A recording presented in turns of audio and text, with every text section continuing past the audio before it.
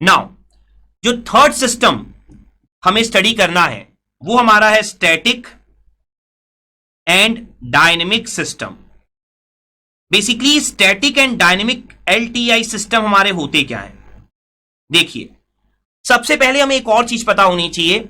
Static को हम memory less system के नाम से भी जानते हैं और डायनेमिक को हम मेमोरी सिस्टम के नाम से भी जानते हैं। बेसिकली मेमोरी फुल भी आप बोल सकते हैं या सिंपल मेमोरी बोल सकते हैं। तो स्टैटिक या डायनेमिक एलटीआई में हम कैसे चेक कर सकते हैं, कंडीशन क्या होती है?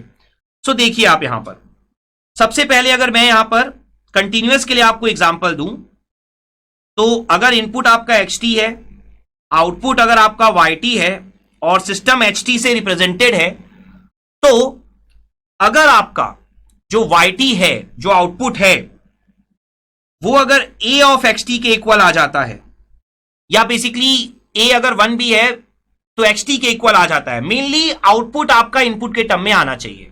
अगर ऐसा होता है तो आप बोलते हो कि आपका एलटीआई सिस्टम स्टैटिक है, अदरवाइज डायनेमिक होगा। ठीक है, तो यहां पर सबसे पहले मैं कंडीशन लिख देता हूं। देखिए, आप समझिए इस बात को कि आपका जो yt है वो होता है xt convolve with ht।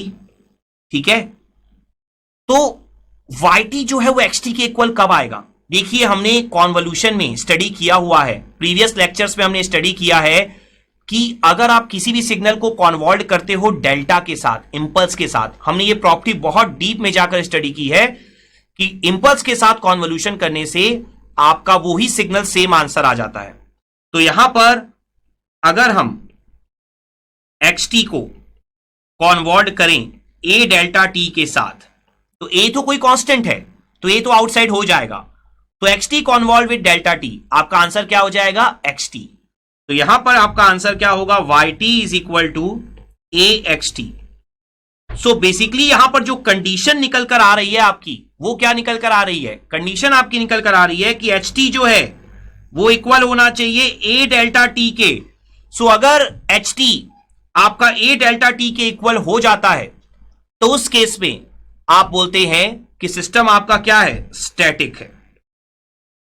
Basically जब a डेल्टा t के इक्वल होगा तभी स्टैटिक है। a डेल्टा t या डेल्टा t के अलावा कोई भी और आंसर आता है अगर ht का, या कोई भी और वैल्यू है ht में, तो वो हमेशा क्या होगा? डायनेमिक होगा। ठीक है, तो अदरवाइज मींस एनी वैल्यू आपका क्या हो जाएगा? डायनेमिक।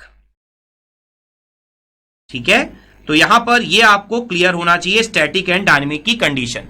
सेम कंडीशन आपकी होगी डिस्क्रीट के केस में भी।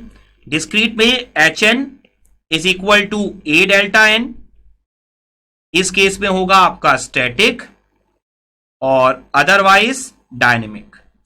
सो इस तरीके से आप चेक कर सकते हैं static and dynamic system, memory less और मेमोरी फुल सिस्टम। क्लियर है अच्छे से? तो इसमें जो एग्जाम्पल है बेसिकली वो यही है कि ht किसके इक्वल होना चाहिए? डेल्टा t के, या hn किसके इक्वल होना चाहिए? डेल्टा n के। सो बेसिकली ये हमारा होता है static and dynamic system. So I hope आपको ये concept static and dynamic system का और जो ये कंडीशन हमने डिराइव की है वो बहुत अच्छे से क्लियर हो गई होगी।